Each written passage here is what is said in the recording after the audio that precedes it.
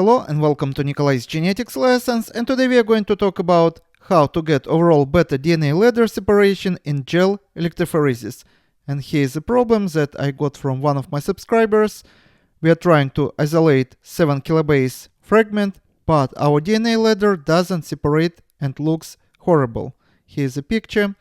Our current conditions are DNA ready to use ladder loading volume 8 to 25 microliters, corresponds to loading volume of the sample of interest, 75 volts, 4 volts per centimeter, 7 times 7 centimeters mini gels, 300 milliamperes, 60 minutes, 1x TAE running buffer, stained with gel red after the gel run, tried with 0.7, 0.81%, 1.5% and 2% and 2.5% agarose gel.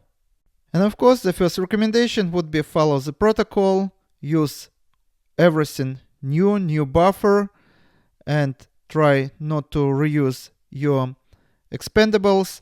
So what actually we see here?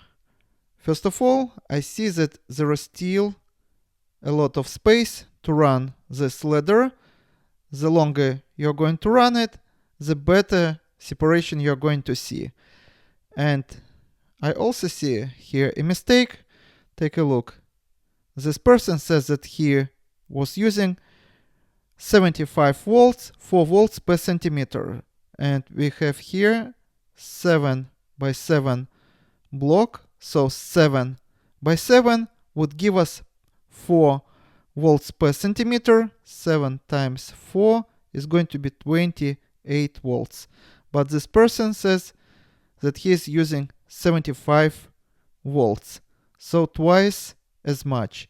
My other recommendation would be whatever voltage you are going to use, don't change it while you're running the gel.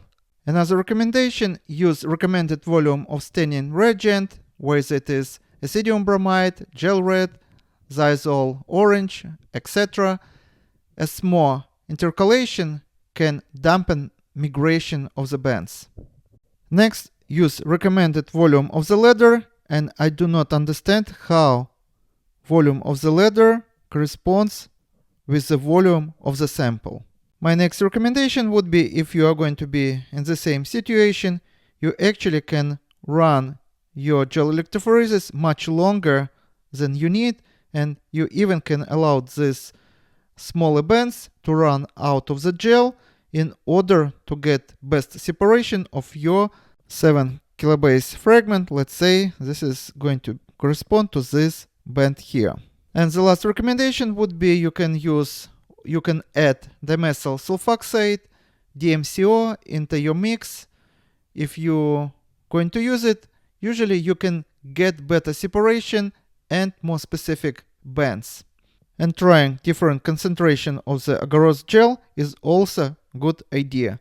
And this is all for today. Subscribe and see you in the next video. Goodbye.